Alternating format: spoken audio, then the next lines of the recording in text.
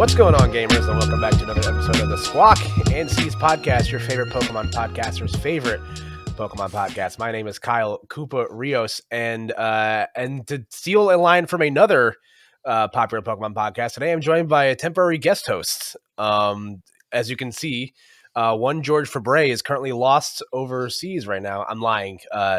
George is actually on a work trip this week, so he was unable to make this week's episode. So filling in his stead is one of my very good friends and the first returning guest on the podcast, our good friend from you may recognize her from things such as Pokemon, official Pokemon TCG podcast, or esports commentator, and one of my very good friends, Miss Emily Lyric Foreman. Hi, Emily. Thanks for standing in George's stead this week. You got some big shoes to fill. I was about to say, I am now officially the pony bottle champ. This is a honor only bestowed to me, but I am excited to be back.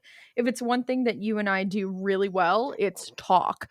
We both just came off of doing a big Smash block a couple weeks ago, or last weekend now at this point, and I'm excited to get away from all of that and come back to what now kind of feels more like home. Yeah, it is kind of crazy when we've both been doing this for about the same amount of time. It's just like how familiar this all feels again. It's like when I first started playing Smash, and I was, a 20 something, had a dead end job I didn't care about, and I would go to 4 Smash tournaments a week because I could. And now that I'm an old man, it's just like, ooh man, that's hard. And also card games just kind of fit a little bit easier into my old man schedules, what I keep saying on here. For me, at least, I know you drive a heck of a long way to come to our locals every Wednesday, but having a place to play games 15 minutes from your house is kind of sick. So I'm glad that we have kind of found another place that we can kind of lay down in the sun and stretch a little bit. Yeah, absolutely. I think it's something to very kind of point out about my story, is that my story doesn't even begin in Pokemon without you. You were the one that actually told me about Pokemon locals. And I'm really excited because that is going to be probably the majority of what we talk about today.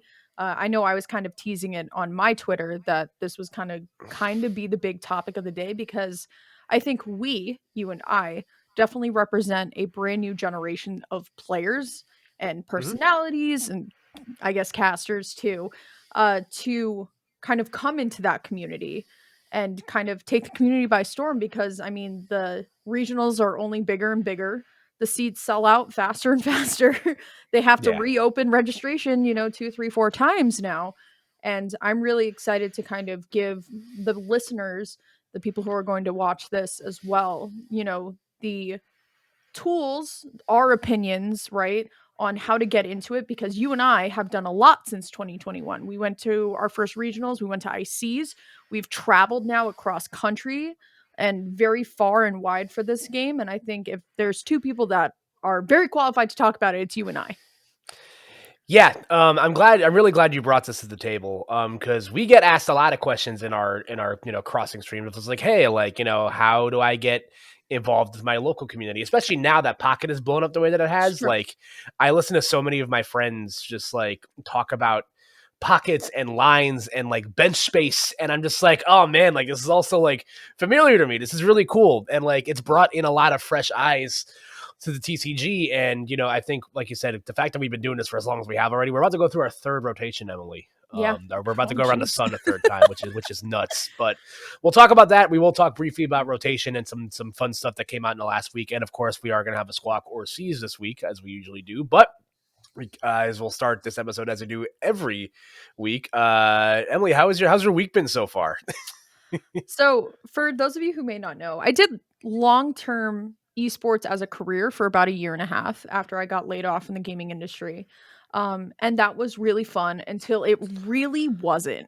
I think God bless we could record a whole nother podcast on the esports bubble bursting and how it's like, if you missed the train 5 years ago, you actually just have no chance right now. So I started working a job, and I know it's kind of crazy because people don't realize oh, even if you cast for something like Pokemon, that oh, hold on, my camera decided to poop itself. Okay, whatever. We'll figure it out. You can still hear me, right, Kyle? I can still hear you. Yeah. Okay, If anything, we'll perfect. just You could just superimpose put a like picture a of you picture over of here. So Ogrepon over me or something. yeah, Um, we'll figure it out. we'll So figure it out. Here, let me try like closing some windows or something. I'll close Opera. That's probably it. Give me 1 second here. Or, perfect transition. Sometimes you just need to turn it off and turn it on again. yeah, that sounds So about I right. recently picked up doing work, working in an office doing IT stuff. And if you don't know anything about Lyric of Wisdom, Lyric of Wisdom worked for Microsoft for quite some time. So kind of Yes, you going did. back into, and it's not even like what I went to school for. It genuinely is just how do I say this? Something I did before. All right, you're just gonna have to put a picture of Ogrepon over me. Yeah, it's fine. We'll figure this all out later. We'll figure So it out. So I now work a normal person job.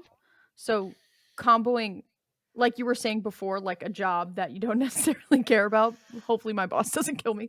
Um, and hobby, while it's a little bit more stressful on my like wavelength of my life and like how much kind of network I have for like me time, I definitely yeah. feel better knowing that there is a consistent flow of income to support my max rarity lifestyle. Yeah, I feel that a lot. As again, I've been doing this for a long time. I've always been of the ilk where it's just like, as much as I've wanted to maybe dive into trying this full time for a year, see if I can do it or not. I like having health insurance and I like having stability, True. and those two things are fleeting when you try to do this sort of thing full time. So kudos to you, and I'm glad you're able to find your footing in a day job. So uh, that's good. And I also went to work today, and it's been a long week, but at least we have a regional to look forward to next weekend. Short work week. Yeah, we're both gonna be attending the San Antonio regionals, and we'll talk a little bit about that a little bit later. But we both did attend a local event this past weekend. We usually do start the show with our local wrap ups, and again, we can piggyback that into a bigger talk. We both went to a League Cup in your neck of the woods this weekend, Emily. So, you want to? How did your Cup experience go at the Queen and Rook in beautiful Philadelphia? So I just want to start this off by saying the biggest shout outs to Sunny and Avery, who are now have become really close friends of mine, but Yeah, also really, in my opinion, just from attending a lot of the Philly events now, really kind of the life and blood of that community. They do an amazing job running a tournament. Sunny keeps it family friendly. Always Avery is very by the books judge. And honestly, if you need a really good example of what good judges and tournament organizers look like, it's Avery and Sunny all the way. They're a dynamic duo. They're getting married. Uh, and they work love that. together now, and literally they do everything together, and it really just works for them. So biggest shout outs to them. I played Raging Bull ever since we saw 3 out of 4 Reggie Dragos in a top 4 of Toronto. It's just God. Uh, if you're not playing Drago, you're playing something else. And what beats Drago other than Raging Bolt being able to kind of explode and go second, which for some reason I just did not get to do over the weekend. Honestly, I hit like the one of two. I hit like 2 of 2 matchups I didn't want to hit, which is Gardevoir, which a lot of people consider to be Raging Bolt's auto loss, for example. Just because it's single prizers, Raging Bolt is kind of the big giraffe in the room. When elephants are like afraid of mice, that's literally what it is. Raging Bolt's just afraid of a little balloon, a free balloon on balloon day, if you Ah. will. I also hit Lugia. I had a really nice prime catcher play into an Iono, but unfortunately, sometimes you just sometimes you Iono your opponent into Ultra Ball, double discard into Luminion. That's kind of how it goes. I definitely don't regret playing Raging Bolt though. Like I said, it dominates the Dragos. Drago is the best deck in format. Easily, all of us can say that. I don't think that there is a single person out there who says that Ogrepon isn't just the best thing we've seen since like sliced bread. So if you're not playing something that beats Reggie Drago, you're playing Reggie Drago. Yeah, to piggyback off that, I played Reggie Drago.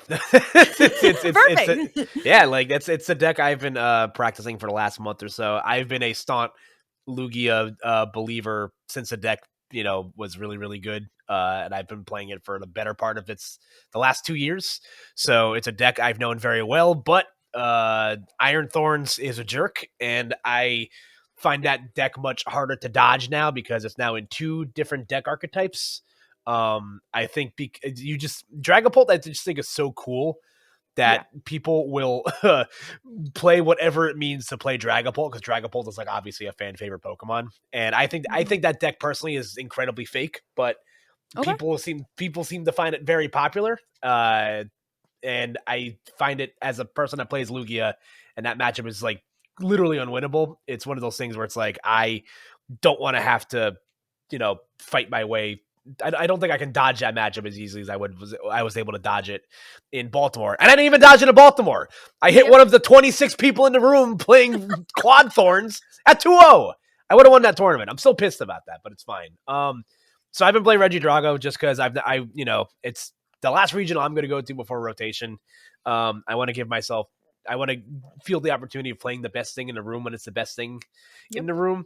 That would have been me at NAIC if I was able to get in last year, because Luki was the number 1 played deck at NAIC. So Mhm. my run went fine. I won 3 games and I lost 3 games. Yep. So it was fine. I didn't really think a lot of the only one of my losses I felt like was really out of my control. And that's because I accidentally benched 5 Pokemon under Collapse Stadium. So I Silly. automatically, yeah, teehee. So wasn't really paying attention there. But other than that, everything felt fine. I think it's one of those things where it's just like, yeah, if you're either playing Reggie Drago or you're playing something that beats it, and the Yep. counters, in my opinion, just aren't that. They're either like incredibly straightforward and Raging Bolt, where if you get that one Yep. thing to work, very, very good, but you're gonna kind of struggle when you get to the higher tables, or it's playing Mhm. Lugia, which is, even no matter how good it is, it feels like a miserable experience. So Reggie Drago is fun. I think that's where I'm going to be focusing my attentions until it goes away forever. And again, like you said, shout outs to Avery and Sunny. They both did a phenomenal job. I've attended a couple of their events before, and the vibes are always great. Everybody's really cool. Shout outs to Queen and Rook Yeah. Cafe. That place freaking rocks. Shout outs to the Um, agave mustard. God yo, bless. bro, that stuff is really good. It was really good. And like I went to Queen and Rook like before they finished construction, so like the Mhm. downstairs wasn't open yet. Oh my god, that food absolutely hits. Yeah. It was fun. It was fun to see everybody. So we only got a few more locals left before we go to San Antonio, so we're just gonna try to iron everything out. So if you ever find yourself in the Philadelphia area, definitely check out Queen and Rook as one of the places you go to. But I guess now we can piggyback into our the big thing we wanted to talk about this week, Emily, and kind of talk about finding your local scene and kind of giving people the insight as to how we kind of found ourselves in this little world that we're in now. Yeah. I think it's kind of important because I think you should start it off because you brought me in. And then we can kind of like co-align with our timelines here. So why don't Yeah. you tell me how you found it? So I've always been like vaguely interested in card games. As someone who's neurodivergent, I love to play with things with my hands. So like Mhm. I am constantly in a state of fidgeting and grabbing stuff, and like I always need to have something in my hands at all times. It's just part of the lifestyle. So Mhm. card games have always been very interesting to me. I went through, like most kids do that are in our age demographic. You watch Yu-Gi-Oh on Saturday mornings. You try playing the Mhm. Yu-Gi-Oh card game, and then you realize that game is really hard. So I Yeah. learned very fast that that's not the thing for me. And like Pokemon's always been like around my sphere of things that I really like as a kid. I've obviously played the video games since I was a kid, but the trading card game is never something that like I really got into understanding because nobody was around to teach me how to play the game. Right. So my brother like collected some cards when he was younger, but then like obviously grew out of that, and um then came a few years ago where I'm just like, I really want to try playing a card game, like something. It's like it's a natural pipeline of for retiring as a competitive Smash player. And I Mhm. use the terms competitive very loosely. I just don't go to I don't go to locals as much anymore. So I was like, oh, let me try Pokemon cards out. And it was like right in like the midst of the pandemic, like there wasn't a whole lot going on. And I reached out on Twitter, as I do for most things that I don't know where to find. And mutual friend and also a FGC competitor and commentator, Darth Arma, aka Goat. Miguel, my goat. He reached out to me. We knew each other through mutual circles. He's like, "Hey, listen, like, if you're interested in playing Pokemon, like, uh, there's a shop here. We play on Wednesdays. Like, we can help you find a deck if you're interested in learning how to play something." And then he sent me a link to Limitless, and I'm just like, okay, cool. I'm just gonna pick a Pokemon that I really like, and I'm gonna build a deck around it. So I went to my first local with a Gengar VMAX deck. I Uh, remember. and that for those of you that are unfamiliar with what Gengar VMAX does, that deck was meta relevant for about 45 minutes. And then it Correct. just became an absolute pile. So I started going to this local shop in our area, and I just kind of didn't really know what I was doing. But everybody was really nice, so I kept going back. It's funny, the first day I went, Miguel was even like, "Yeah, I'll be honest, I didn't think you were actually going to show up." Yeah, I remember So him saying that. he was very surprised that I followed through with it, and a lot of it was just because of the people. Everybody was super nice. I got to give my flowers to our local league leader, Jason. Jason always runs a tight ship, keeps the vibes real nice, and also is very helpful to people that like don't know how to play the game. So yeah, I just kind of started going every week. You expressed interest in wanting to come by, and then you just became a part of the fold every Wednesday, and we've been going basically almost every week, for the past like 3 years or so. So Yeah, it's kind of funny, like, listening to how you kinda got into it because I think I share some of the same sentiments, right? So, I think for a lot of people, the people at least that worked over the pandemic, right? I mean, for me, I'll just say it, I was still somebody with a very consistent income, a very high consistent income, mhm. from just working still. My expenses at that point were rather low, thanks inflation.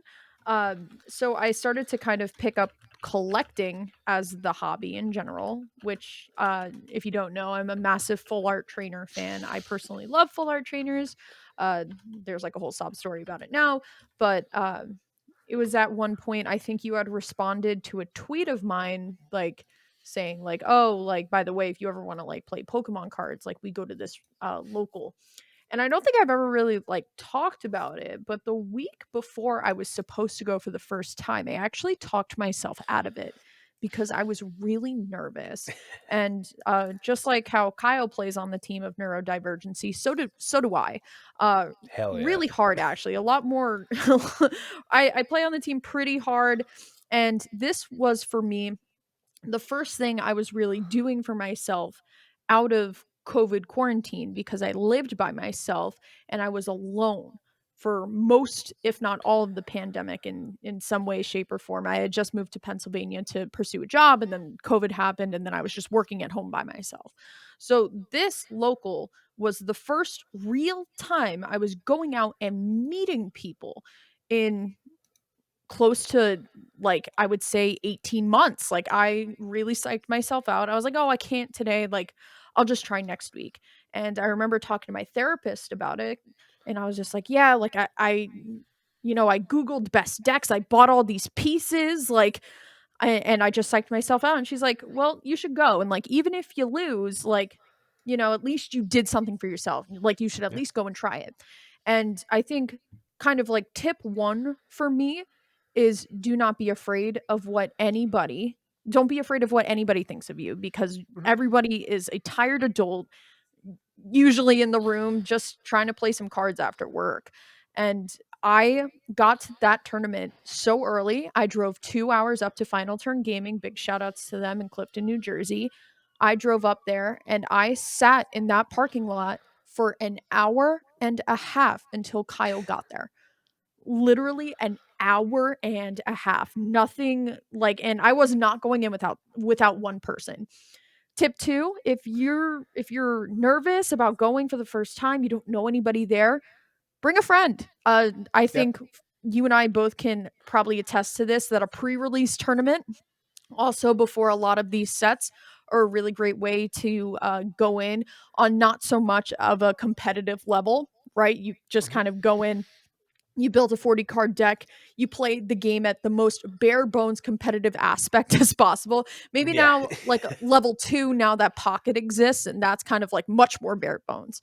Yeah. But I will never forget leaving FTG for the first night. And I laughed to myself on the way home. I remember calling my significant other at the time, and I was just like, can you believe it? I didn't go 0-3 at my first Pokemon tournament. Maybe I got something in this. Like maybe I'm actually going to be kind of good at this.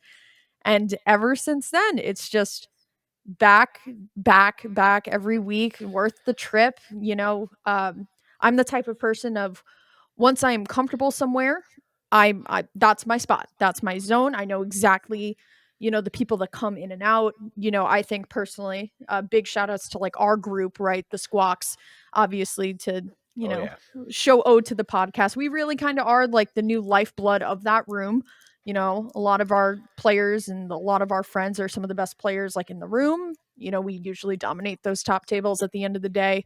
Mhm. So find your people. That's a big thing, but don't be afraid, because locals, especially, everyone's so nice. Just tell them you're new.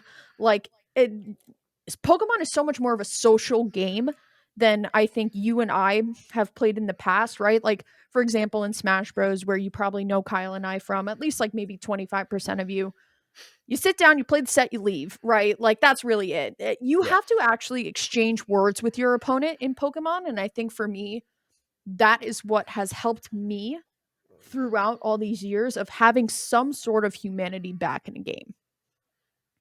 Yeah, I've always been a big proponent of like the best way to make friends in your like late 20s and early 30s is to play tabletop games. One of my really good friends, she was went through a phase. She's like, yeah, like I don't know, like I don't really have like a lot of. I want to like meet some new people, and it's just like she started going to like a bar that did tabletop night like every Tuesday or something, Cute. and yeah, that's how just how you meet people. So Right. it's a lot of fun. And I do agree. I think like the social interaction is what makes it, it's easy to come back. You talk to these people, and as you said, we were for a while, some of the newer people in the room, and now we've been there for so long. It's just like, we see other people come into the fold. And again, a lot of that is just to the credit of just like the league organizers around here are top notch.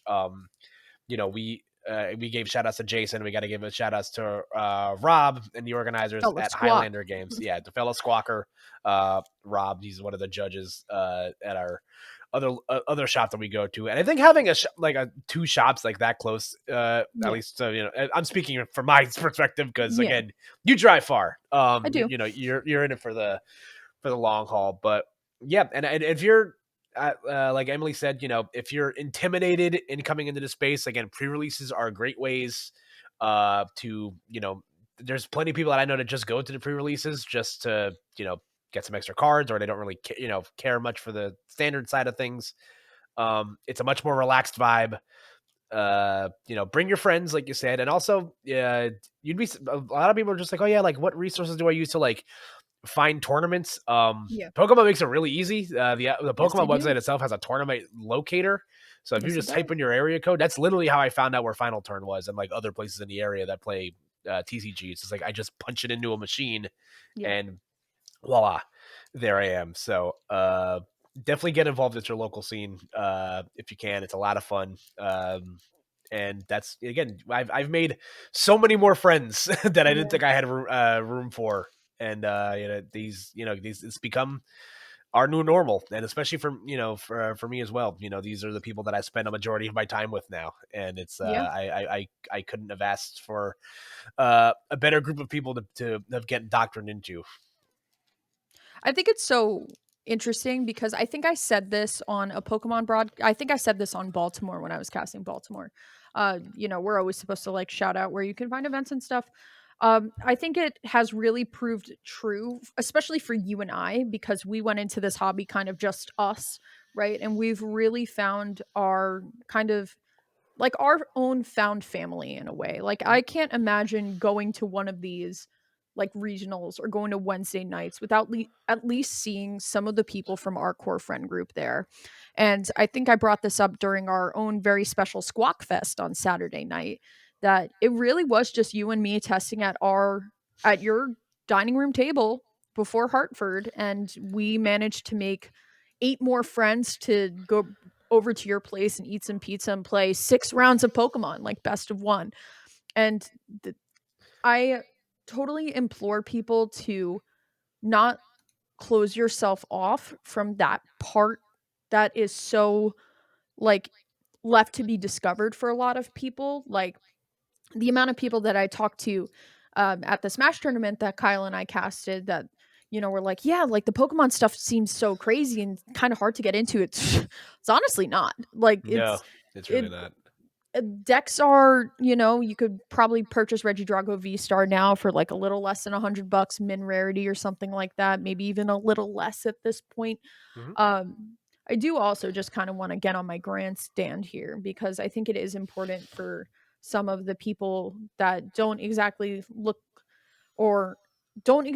like a typical person you would see at a card game tournament. A lot of the times people will see, dudes at a card game, they'll only see guys on top. And I think it's really important, at least for me as somebody who's found success in this community as, official Pokemon caster, whatever you see me as, um, that there are so many women here. There are Yeah. women everywhere. Honestly, it's very interesting because our masters pool, whenever you go to a regional, so big, right? It's so big. You play literally anybody. You play the first year aged up master.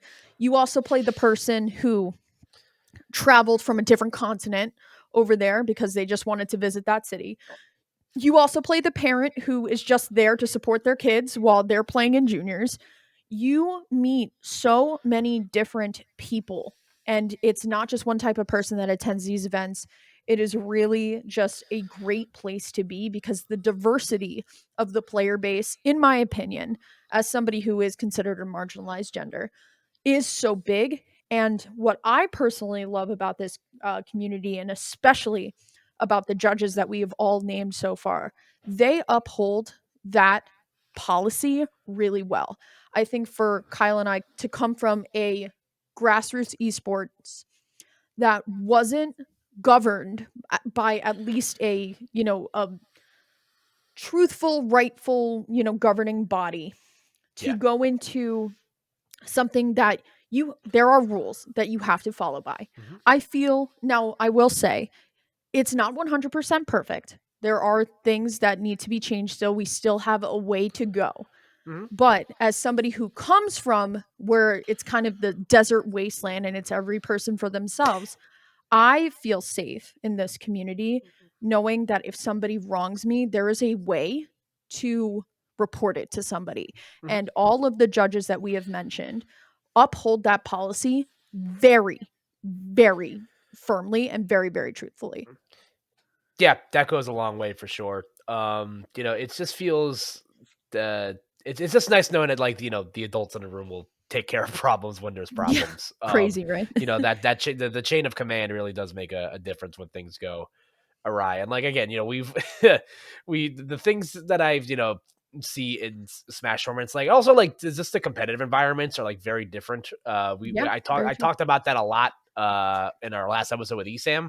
Yeah. Something that the big thing that I always point out, and you even said this yourself, is that, like, the best part about playing Pokemon competitively is that, like, everybody has to be quiet for at least an hour when you're playing. You Us can hear. us neurodivergent people, I've never realized how much of a better competitor I am now that the room is silent and, like, Yeah. I can think. Like, Pokemon truly is like that competitive game for you, no matter where you are in your life. Like, Hmm.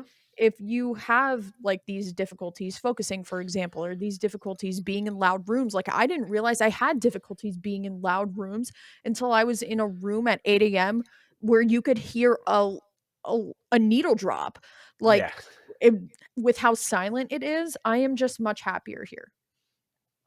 Yeah, it really does make a world of difference. When it's only you, the cards in front of you, and the sound of Pokemon Go click clacking in the background. It Love really it. does. It's truly beautiful stuff. But yeah, listen, and again, I think Pocket has really opened up a lot of people's eyes to this. So For if sure. at all you're curious, in the description of this video, I'll post the link to your event locator Yes. down below. So if you're at all interested in checking out your local scene, go ahead and do so. There's plenty of great products. Pokemon is always offering products like every quarter to help you get Yes. into the game. Like we mentioned, you can buy a competitive deck for under $100.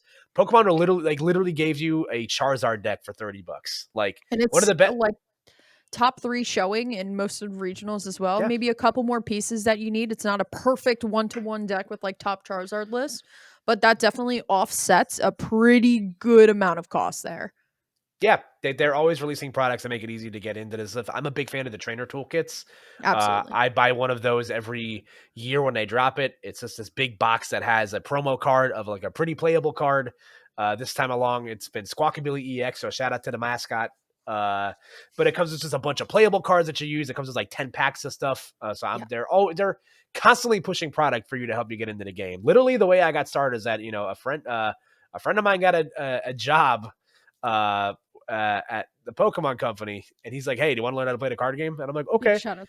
We love Cam. Yeah, that's my goat. Name drop. We Yeah, love name Cam drop. a lot. That's my guy. So like, he's just like, "Okay, buy these 2 products, and I'll teach you how to play the game." And I'm like, "Okay," and I did There it. you go. And the rest was history, and it was a lot of fun. So I highly recommend if you're again, if you're feeling a little too old in whatever competitive community you're in, or if you're just someone that's like, hey, you like Pokemon, you like playing tabletop, and you kind Yeah. of want to meet people of like mine. Like again, we played Pokemon, and then it devolved into us playing other tabletop games. Like we'll Right. like most of the sessions that I'll do with like the other guys. It's just like, oh yeah, we'll play Pokemon. Okay, let's play Dominoes. Okay, let's play Unstable Unicorns. I Like was let's about play to like say you can't mention that without unstable no, yeah, I'm gonna like let's play werewolf. Like let's play like when we go to Let's Highlander, go. they literally Yeah. have like board walls of games that we can play. So I think that's Right. something that's like you're just gonna. It's always just nice to like meet people that like feel that are gonna be on the same wavelength of you as those sort of things. Tabletop's fun. It's a great way to interact with the people around you, and it's a great way to make friends. So don't be scared, And now I think is a good segue to talk about. Now's going to be a really good time to get into the game competitively because we got the announcement of rotation officially. Rotation. Yeah, we are officially going around the sun for a third time. You and I, Emily. Oh We god. were now going through our third rotation together. So It's crazy. yeah, for those of you not in the know, the official rotation date has been announced, in person at least, on April 11th, 2024. 25, Crazy. 24, 25. Yeah, what year are we in? I lost it, but 2025. whoa, time is an enigma. Yeah, Oops. so rotation is happening April 11th. I believe it's rotating on live, I think a couple weeks earlier. I think the 28th or Correct. the 29th of March. We'll do like a bigger, like in terms of the show, like we'll do like a bigger like talk of what that means later down the line. But like yeah, Emily, now we're both going to San Antonio. Yes, we are. So how do you see yourself practicing for events moving forward? Knowing that, hey, rotation's coming, how seriously am I going to play these decks that, might not, that a lot of them are just going to be gone, in a few months. So, I think personally with San Antonio around the corner, and now that we've been kind of in Surging Sparks meta, I know Prismatic Evolutions is coming out soon, but we won't be seeing that competitively for a little bit just because of the 2 week legalization rule. yeah, But I think at this point, like, I think I'm truly in the weird population that I don't think this format is completely cooked. Every time I check out a limitless tournament, and honestly, these regionals, yes, Reggie Drago is dominating. It is a great deck. It's a flexible deck. But there are decks that get there. There are decks that have great yeah, runs, and I've always been a proprietor of saying, you know what, luck is a stat, and sometimes you get lucky with getting your best matchup all the way through. Sometimes you played the mirror better than your opponent. I think personally right now, if you are going to go to San Antonio, and we talked about this at the beginning of the cast, if you are not playing Reggie Drago, you have to know how your deck beats Reggie Drago. Mhm. It's just a matchup that you can't go without seeing. And let me tell you, as somebody who barely hit any Lugia at NAIC when it was the top performing deck in the field, you should always be prepared to fight Reggie Drago. It's a great deck. It's a fun deck. San Antonio, though, is going to be really fun because I think we are now starting to kind of pivot into fun decks working. So, Yeah. for example, the London Bridge. That's our Chaladon. It was popularized a little bit more in Europe, and it's starting to kind of have its little British invasion over here, which I am super excited to see how it does next week. But like I said, if you have a solid matchup versus Drago, I think you'll do well at San Antonio. I think if you are going to be like Kyle and play meta at San Antonio, practice your mirror. And it's something that I've been telling a lot of players, please practice going second. Like, Yeah. just assume Drago is going to go first. Don't ever assume you're going to go first every single game unless you just absolutely know how to flip, heads or tails the entire time, which is great. But I would say Reggie Drago is just the biggest orb in the room. Yeah, it's big and it's red and it's scary. It is. Yeah, I'm sort of in that same ilk. I think playing at the end of a format is very interesting. But I Mhm. think playing at the end of a format, knowing that rotation is coming too, makes things even Yeah. more interesting. Again, this is going to be the last thing that I go to. While these cards are so legal, so I thought I waffled back and forth of just like I know that I've been playing all this Reggie Drago, but like you know do I go like full Fast and the Furious and do one last ride with my girl Lugia? And I was just like, nah, I'm not going to do that. So I'll have plenty of other like times to I'm not going to not play between now and April. That'd be Right. insane. Um, but I think I think if there are certain groups of people that are like, okay, I'm gonna go to the regional, and then I'm just gonna focus on like post rotation stuff, for the rest of the format, and just kind of. And truthfully, you can play a lot of what you're playing now. Maybe you might have to adjust like a little bit because Badu is going to be played everywhere. Oh So I yeah. think that'll make certain archetypes better. I think it's going to make certain archetypes weaker. We'll see how big of an impact that is. If you're going to EUIC, then you kind of can't clock out because that's going to be in this format. Yep. It is very interesting that they did not deem EUIC the rotation major again this season. This time again, this time it's going to be Atlanta. That's going to be Yes. the rotation regional. So I think if you're one of those people, it's just like, okay, like, yeah, you see the finish line in sight, pick your favorite deck, pick a funny deck. And again, the field is so wide open, like we were saying, that like you can really, there's like, you will have to get pretty far down the list of decks before you pick one that I'm going to be like, don't play that. And granted, and if that's the deck you're most comfortable with, listen, if all you've been playing is United Wings for the last 3 months and you're going to San Antonio, play United Wings. Yeah. So I think it's going to be fun to see how the end of the format, regional, uh, shakes out. Do you have what's going to be your most missed card? From the current block of things that are going to rotate. I'm gonna take a kind of a uh weird stance on this. Um all of the lightning Pokemon that I use in Miraidon is like I think my most obvious answer because oh my god, like losing Raikou and Raichu, I just well, Iono's Pokemon are coming soon, but nothing's gonna hit like that Fleetfoot for boss Nah. ever. But I will say I think one of the more influential kind of types of cards that are going to be rotating aside from the V's and the V stars are actually going to be the Radiants. Yeah. Radiant Charizard and Radiant Greninja, two Pokemon that are so vital to a lot of deck lists. Drago, Bolt, uh, Guardy, Charizard itself. I'm interested to see what discard is going to look like when those leave.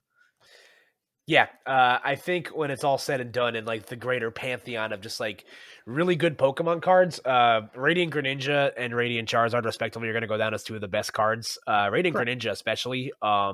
both as a draw engine and as like a very efficient attacker.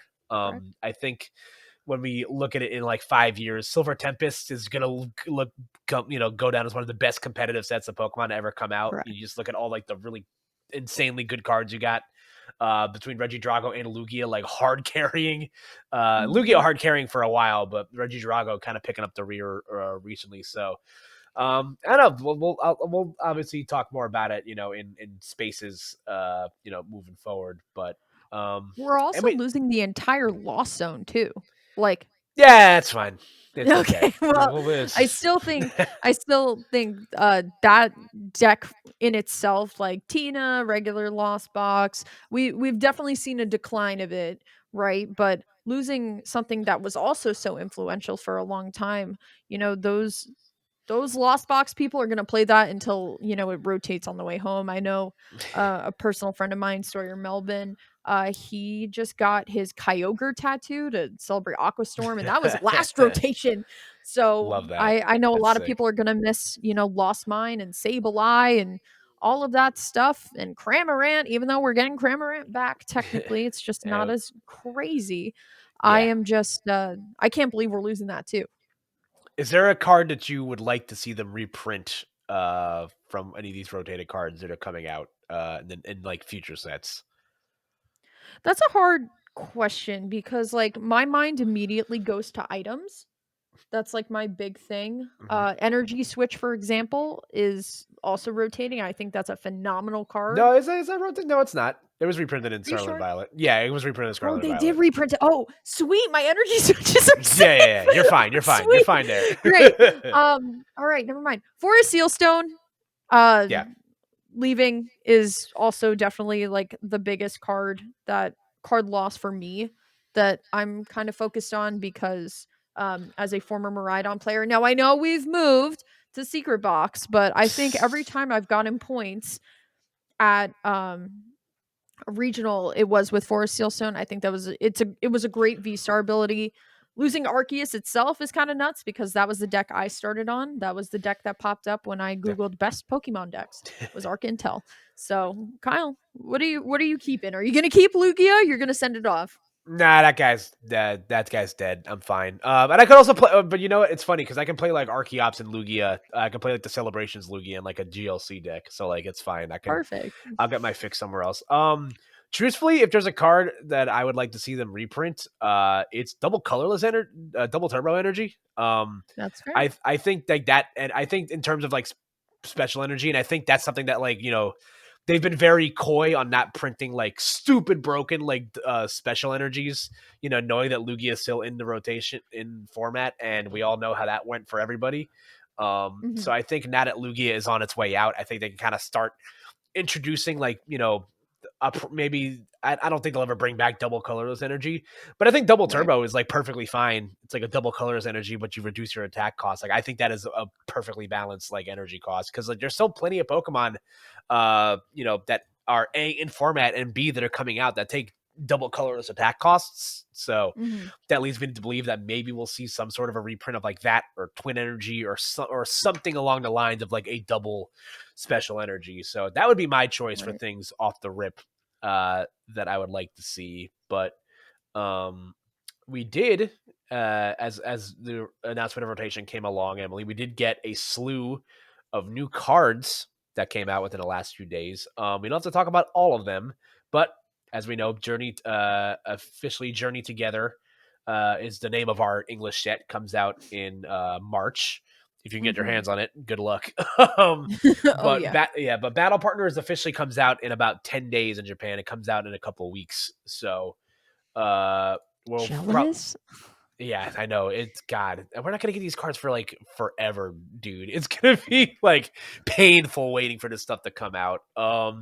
But yeah, we got the revelation of like a few more trainers Pokemon, some more trainers specific cards, as well as some other EX and interesting Pokemon. So, do any of these things catch your eye as interesting? I think we're all glaring at one major card here that's kind of broken. Yeah, so I will say I am very excited for this set.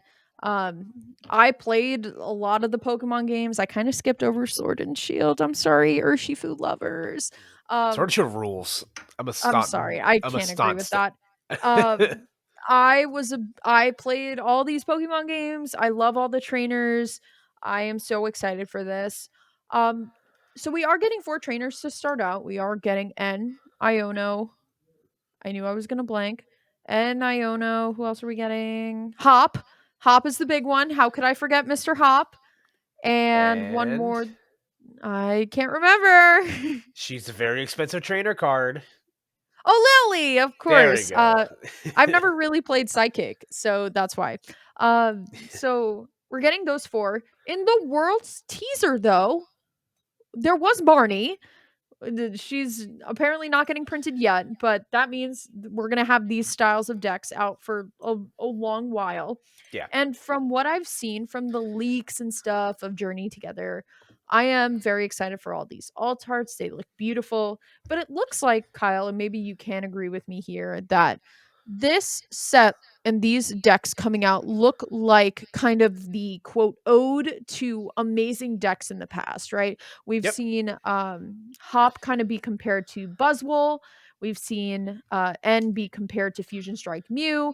I am very excited to see kind of how Pokemon is potentially taking the best decks of all time and kind of throwing them all in a same format and saying, all right, let's see what really kind of is up. Yeah, I think it's clear that with as these new cards enter, we're going to enter a period of the game where things maybe slow down just a little bit. There's still going to be plenty of Oko stuff in the format, but I think they're very deliberate with Hi Cat. Good to see you. I know. Too bad the viewers won't see because my camera sucks, but No, it's fine. I'm sure the video will record, but for those of you who don't know, Emily's cat is the best. But very fat. yeah, for real, love that guy. So yeah, I think it's clear that they maybe just want to like slow things down a little bit. Obviously, I think right out the gate, there's some things that kind of make you like turn your head a little bit, like, oh, like ends Pokemon get the energy acceleration, Yes. but then you look at what Hop has. He's got damage Everything. manipulation and gusting abilities, and the biggest thing that came out within the cards that just got revealed, Hop's bag, which is just battle VIP pass for Hop Pokemon, is kind of crazy. Yep. Like that card is really busted. You get the Ends Castle card that like ends Pokemon at free retreat. Yep. So that's nifty stuff. I think a lot of Ends Pokemon, like the power level has been pretty low. I think considering we thought that like when they showed the Reshiram card at Worlds, we're just like, oh yeah, like 170, flat, or like 20 for every damage counter on your Pokemon. Like that's cool, but like, oh, I can't wait to see the other broken stuff. And everything else has just been kind of mediocre so Mid. far. Yep. There's still hope for Ends Clink Clang. I think that guy's gonna be the the busted one. Although just saying, N does also have an Archeops in black and white. So I mean, Mm. I'm just saying, don't tempt me with a good time. But I think those obviously are the two that everyone's really excited about. We get an Iris trainer card, which is cool. Yep. Another one. Yeah, I think that'll be fun to have again. And I think the biggest thing for me is that like it's gonna be hard to judge this stuff in a vacuum because like we don't know what the rest of the set looks like. I love waking up on Fridays at 5 a.m. to find out new cards that got revealed. It's like my new Shout favorite out thing to to do. Toynlay. Yeah, Big shout yeah, outs to Toynlay, who yeah. translates all the Japanese cards on Twitter. That's how, believe it or not, it's how I find out about most of these. I think it's also Literally important same. to note that other EXs are also coming out, not necessarily tied to a Pokemon, but I know Yes. our friend Andrew is very excited about Mammo Swine EX, for example. So it really is going to be wiping the slate clean. Not a lot of these current decks are even going to exist at the level that they do come next format.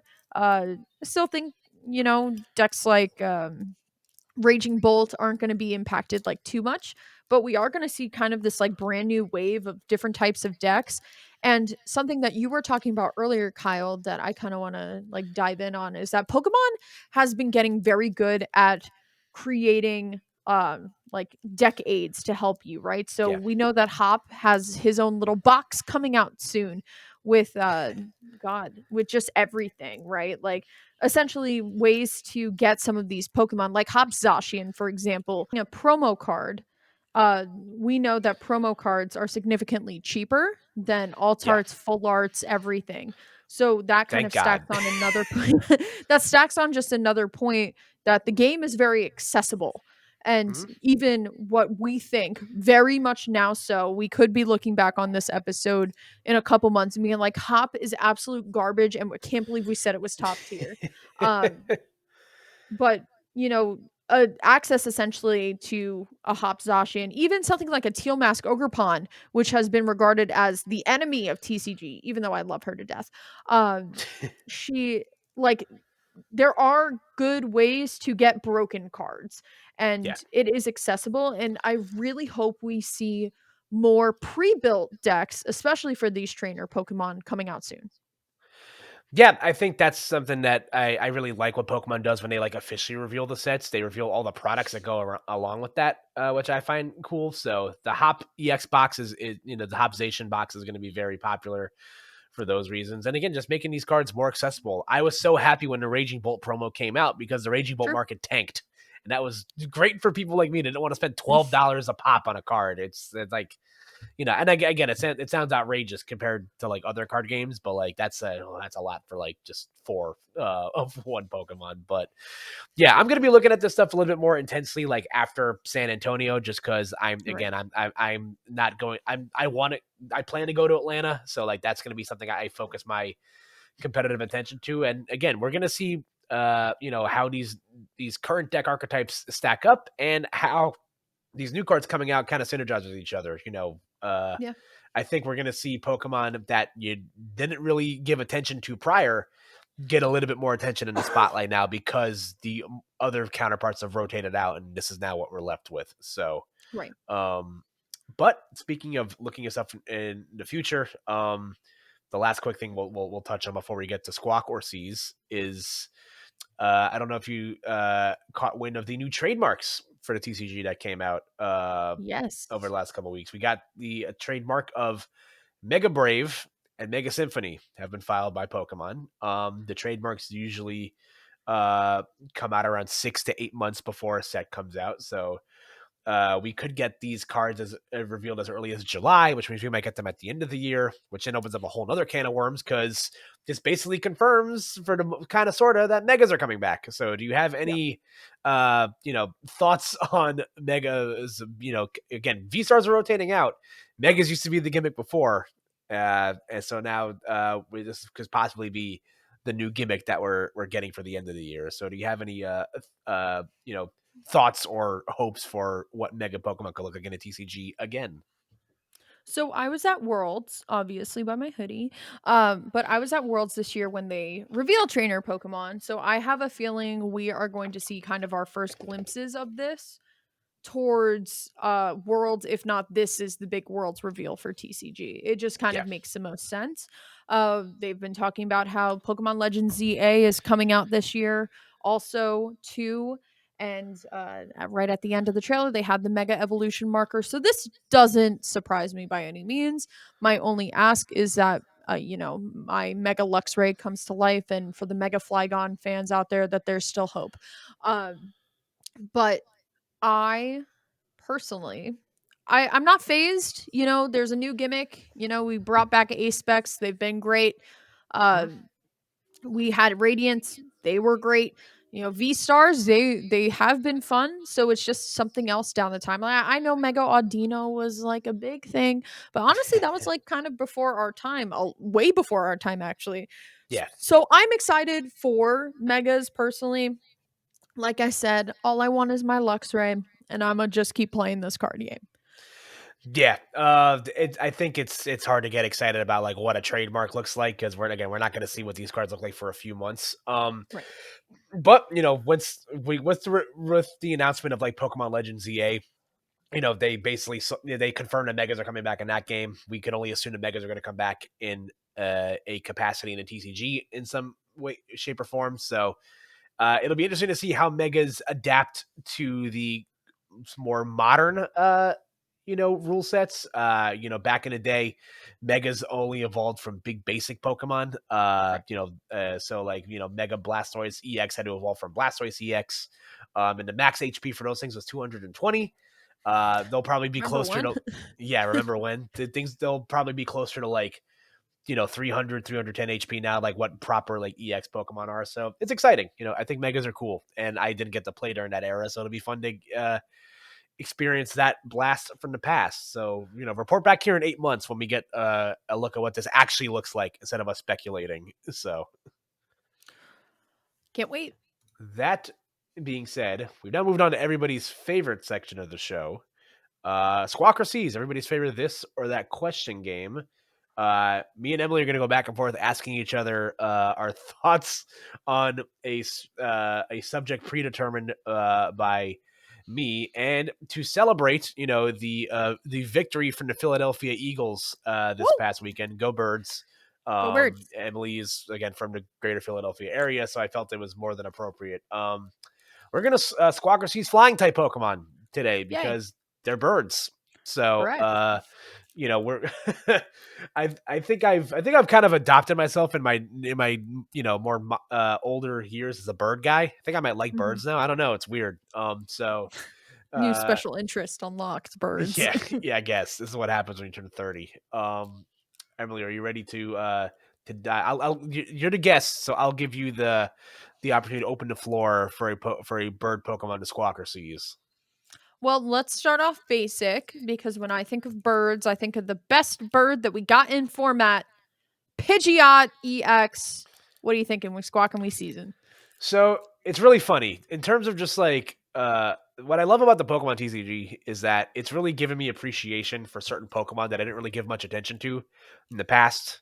I think of Pokemon. There's a bird Pokemon I'll mention later, but like there's certain Pokemon like I wouldn't have cared about otherwise until I started playing them in a competitive TCG deck.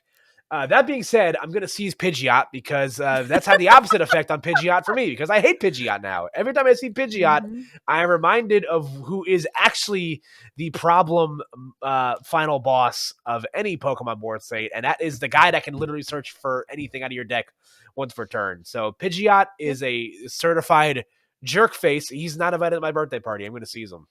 Unfortunate. It's fine. I'll be all right. All right. We'll keep things in the realm of like the of the classics here. I'm looking. It's funny. There's a lot of flying type Pokemon. I think it's the second most common type outside of water type Pokemon. Fun fact. Interesting. We'll give you an OG one again, kind of irrelevant because it's a card very popular in the card game right now. We're gonna Squawk or Seize Noctowl. Ooh. Gen 2. I'm not particularly connected to Noctowl by any which way of the word. I tend to like when I think about it, a lot of like my favorite Pokemon are just like Pokemon versions of like an animal. Noctowl though, going in with Jewel Seeker, I think Noctowl has a beautiful art rare and a It is very promo pretty. card. It is a very beautiful card. I know, like I said, our good friend Andrew plays Palkia, Noctowl, Terapagos. I'm gonna seize Noctowl I can't actually, not in good faith. And you know why I can't? It's because Noctowl is the reborn form of Shady Dealings in Teleon. So I can't do that with how I feel. So I'm going to squawk Noctowl, but Noctowl is on thin ice. We're coming out of the gates a little tepid, but like there's a lot of flying type Pokemon, Yeah. guys. There's a lot of guys to choose from. So all right, Emily, the floor is now yours again. So I just pulled up the flying type Pokemon database because why not? Let's see, just from what I'm looking at. Oh, I'm gonna give you a curveball on this one, um, because I don't like this Pokemon. I'm gonna give you Unpheasant. Oh my god, what a that's a tough one. That's a really tough one. I'm gonna. Oh my lord, Now you I'm gotta gonna look at it. I'm gonna see. Hold on, let me. I Think gotta. about it. No, I hate it. I can't do it. I'm seizing It's it. a Unfezant normal is flying type. It does nothing. Unfezant. Like in terms of like the generic like Route 1 flying type Pokemon, Unfezant is objectively the worst one. I agree. He Bottom stinks. tier. He's Bottom like, tier. and I'm saying he because the female one's great. Like she's elegant, she's grace. The male one stinks. He's wearing that stupid hat. He's in terms of like the Route 1 bird Pokemon, Unfezant is absolutely the worst. In a generation that has some really cool flying type Pokemon, mind you. I'm that guy can kick rocks. I'm good. I'm seasoned that. All right. Uh, all right. Keeping with the times here. I'm gonna pull up the database one more time myself. Flying There's a type. lot of good ones. I have a lot of some of like my top 15ers in here actually. I never realized how much I do enjoy like a lot of the flying types because obviously if you know me, I have a giant Luxray tattooed on me, which will soon be joined by a friend actually coming in the very months. But Heck I yeah. think flying type as a whole is a very like it's a fun type because flying is usually the secondary type here, so Mhm. you could see anything. Like for example, Driftblim, for example, is ghost flying. You have Gliscor, which is ground flying. You have like some of the Rotoms, of course, and like Togekiss, psychic flying, Delibird. You know, this is a fun type to talk about. All right, so I'm gonna give you a keep it in the realm of classics here. Everybody's favorite friend shaped Pokemon. Are you gonna Squawk or use Dragonite? Oh, well, this is an unfair question personally because I think you're wrong if you Squawk this Pokemon. It's, believe it or not, the last Pokemon. It's the last Pokemon I need to complete a genetic apex in pocket. So I have a grip with I have a grip with Dragonite right now. But it is a classic, of course. You have to keep Dragonite around.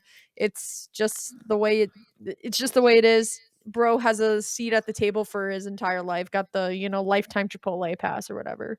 Yeah, he's the goat. I pledge allegiance to the bag. True. All right, Emily, Oh, I gotta keep it think. going here. This is interesting. I'm trying to find ones that you wouldn't expect. Some of them are easy. Some of them are Yeah, some of these are easy. layups, so it's like Some of we these gotta are get weird here. easy. Like I can't tell you Rowlet. Like, come on, Rowlet's spherical. Yeah. Um, I'm gonna go with a variant Pokemon. So I'm going to give you a Bile style or a Choreo because you used to play Mew VMAX, and that was in Mew VMAX for maybe a fleeting moment. Yeah, I played that deck when Oricorio was like not the goat. I'm gonna Squawk it though. I unironically really like this guy. I think all these Pokemon design wise are so interesting. Yeah, I think the obviously like the Bile style is the one most synonymous to my brain because of Pokemon. true. Although the Oricorio GX that was once Pheasantipity, I believe was the Sensu Senzu style. style, Senzu Yeah. style. So I like Oricorio a lot though True. as a concept as an entity. So I'll Squawk it. I'll give it up. Give it That's a up. fun one for me. Um, I'm gonna also give you in that same generation. Uh, I'm gonna give you a weird one that is low key one of my favorite Pokemon. Please Uh, don't say Mandibuzz. no, it's Toucanon. Are we gonna Squawk or use Okay. Toucanon? I was so afraid. I'm looking at this list and I'm like, oh, some of these I actually wouldn't like. Toucanon. Toucanon falls under like the Pokemon that when they're released or like they're teased, right? Like you're just like, oh, cool. Like it's a bird. Like that's it. Toucanon is just like mad. Like I didn't have a Toucanon when I played through Sun and Moon. I've actually pretty much like seized a lot of the flying types, believe it or not, except for Corviknight. Corviknight, fun fact, is my favorite bird.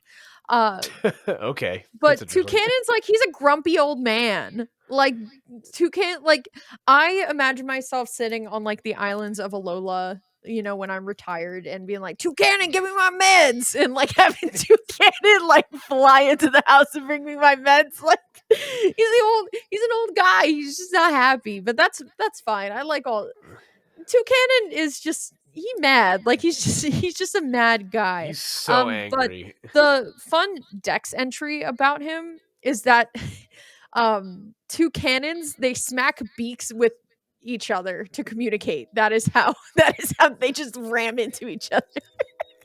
So I'm gonna seize two cannon, but a valiant effort. Let me see what I can give you though, because Yeah, just real quick, like I love yeah. Toucanon because of there's this great scene in the anime Oh of god. where they introduce Toucanon with it's the ace Pokemon of Kahili, who is one of the Elite Yes. Four of the Alola region. Yes. There's a great scene from the anime where they're playing golf, and Toucanon is just like used as like like Toucanon's a gun. That's basically what it Yeah. is. It's heat beak. Correct. Its beak heats up and it shoots energy out of its face. So Kahili's using it as like a golf club, and it's just like one of my favorite reaction pictures to use of like the Toucanon kind of cancel cannon. It is Yes. so funny. It is like God, I love it. It's just a part of my brain that I can't explain. So carry on. This is an easy one for you. This is an easy squawk, the easiest squawk I'm ever going to give you because I know it's in your top 5. Halucha. Yeah, that's a Squawk. I love that guy. I like fighting type Pokemon. Are some of my favorite types of Pokemon. I've always been a big fan of their designs. I've always been a big fan of you know, the like flexibility you get with them, especially after the physical special split. It's like cool. Like I don't think there's been very few fighting type Pokemon where I've seen their design and I'm like, I hate that. Halucha might be one of my favorite design Pokemon of all time. I think Interesting. he's so cool. I love how vibrant he is. He's super expressive. He's a Mexican wrestler. Like that's so cool. His It, shiny is sick. his Like shiny is really good. like in terms of just like overall like designed Pokemon, like that might be one of my favorite of all time. So I'm gonna Squawk that Goat. guy. That's my goat. Would you be a fighting type gym leader with I a ice cube that Terra's into fighting if you I could? think you know what I think I would. Yeah, Oh wow. that I guy. nailed you down right there. Holy moly. You got me there. Ice Cube's definitely the goat. He's the mascot of my life. He's the CEO. I love that guy. But definitely I'm a fan of fighting type Pokemon as a whole. So Interesting. all right, we'll each give each other one more. Sure. So I will. I'm not going to give you a layup. I'm going to give you Don't give something. me a layup. Give me something that I could like or I could hate. Don't give me an Okay. easy don't give me Yeah, one yeah. that I just hate off the No, bat. no, no, no. All right. Let me look through the selection here. Oh, okay. This is kind of an interesting one. So, Okay. it's definitely falls under the realm of is the hot dog a sandwich? How about Gyarados, who's technically a flying type Pokemon? Yeah, but that's not a bird. That wasn't the rules were flying type Pokemon. Okay, So, fair. Gyarados OG Pokemon, man. It was my water starter, or it was one of my water Pokemon when I like played through. I remember just bugging out when I saw Gyarados. Gyarados is so cool. Um, I had a big thing with koi fish when I was like a little kid. I don't know why. And when, that whole thing with Magikarp turning into a Gyarados where it needs to fly up or swim up streams and, it'll evolve at the end. Like that was like the ultimate big bang. So Gyarados is 100% a Squawk. It's an OG goat, of course. Like Gyarados, Dragonite, and like special shout outs to Gengar too. Like those Pokemon are truly just like you can't get rid of them. You just have to keep them. It's like when we oh did the yeah. starter battle in Baltimore, and it was like when we were talking about that behind stage, like we all universally agreed, yeah, we're not going to put any Gen 1 Pokemon because they're like protected. They're like a little protected little like section of Pokemon. All right, Yeah. this is easy. I'm going to give you a layup because you have to. Squawkabilly. Oh yeah, that's an easy Squawk. He's the mascot. He's He's I a don't guy. like he's just a little guy. I don't Mhm. like I don't remember like how it became like just to give like pick up the curtain a bit. I don't remember how Squawkabilly became the mascot of our group chat. It's true. It just kind of happened one day. But like he's so handsome, And in He's a terms of guy. just like playable, and just to get it from a competitive Pokemon standpoint, because I could give a rat's butt about Squawkabilly in the video games, like whatever, he's cool, but like in the TCG, he's sick because like Yeah. he's broken. But like, and in terms of just like playable Squawkabilly arts, I don't think any of them are bad. There's Yeah. some Pokemon cards where like there's objectively a right answer, there's Right. objectively a wrong answer. If you play the Yeah. full art Lugias from Silver Tempest, I'm judging you. It's baby puke green, and I hate it. But like, My if you fault. play, you play any, yeah, I hate it. I'm sorry, Emily. I can't. I'm sorry. It's literally olive green. I can't stand it. But like in terms of like all the Squawkabilly arts, all of them are really good. Yeah. Like I don't think there's a bad one. And also the shiny Squawks are $4 on TCG players. I will be buying out a lot of them. So I think it's really cool because if you play through Scarlet and Violet, each color of Squawk, all four, green, blue, yellow, white, they all have their own personalities, which is cool. yeah, I really enjoy that. So Pokemon has definitely, I think Squawkabilly is definitely on the higher tier of a regional bird just because of its how much we care about it. yeah. Can't say Kilowattrel is up there for me in Scarlet and Violet, but it's a He's fine. bird. But when I think of the regional bird mascot of Scarlet and Violet, I'm going to Squawkabilly first, then Flamigo, the goat. That Yeah, that guy's lit, and Flamingo's then kind of sick. Kilowattrel. They He's were a really guy. yeah, he's just a guy. That's gonna be it for this edition of Squawk or Seas. Emily, do you have any honorable mentions that you want to shout out to for flying type Pokemon? All flying type? Oh, well, okay. So my goats are in this typing. Togekiss, Honchkrow, Noivern is cool. Corviknight, obviously, like in my like top 10. Mega Salamence and Rayquaza, of course. Uh the flying type is stacked. Altaria, especially, is one of my favorites. This typing is really, really stacked. It's just a shame because electric just mauls this typing. Yeah, it Mauls stinks. it. Yeah, I'm a big Crobat guy. I Yeah. love Shout out to Crobat. Zubby too. That's his favorite Yeah, Pokemon. that's my goat. That guy's cool. I like the quirky flying type Pokemon. Like obviously like Hawlucha is like one that comes to mind because like he's not really a bird that flies, but like Yeah. I think Minior is very interesting. Like I like Yeah. that concept of a Pokemon that's a meteorite, but I Yeah. would be hard pressed if I did not mention my favorite chicken, Mr. Archeops. I unironically really like the fossil Pokemon in Black and White. I think Caracosta and I think Archeops are really, really cool. That's fair. There's a I've always found the fossil Pokemon just interesting in concept. I just never feel like going back to like Right. you always get the fossil Pokemon, like you always get the ability to activate them so late into the game Right. that it's never worth actually putting them on your team. But what I like Hmm. about Black and White is that you get access to the fossils early enough in the game, Right. so you can actually use them. So I've used Archeops every time that I play through Black and White, even though that guy, his ability is god awful. But at Right. least he's always getting the TCG. So that's cool. But yeah, I've grown very fond of this stupid flightless bird. So he's my goat. I'd be hard pressed if I didn't mention the criminal here. Um, True. so, but yeah, I think that's gonna wrap up the gist of our episode this week. So, Whoop whoop. Emily, first I got to thank you for stepping in on short notice. George will be back next week, but I'm sure whenever he goes missing, in the West Coast again, I'm sure you'll be my first phone call. So, where would you like to point the people towards? Places you'll be and things that you do. If you guys don't know who I am, good. Keep it that way. No, I'm kidding. Uh, I'll be at San Antonio Regionals next week. Very excited for it. You can always come up to me and say hi. Lyric is going on her big European adventure next month, which I am so super excited for. I have to bring an extra large suitcase so I can bring home all the Pokemon Center to my good buddies. You guys can always keep up with me on my socials, Lyric of Wisdom, everywhere, including all forms of digital payment. So feel free to go on ahead and follow me there.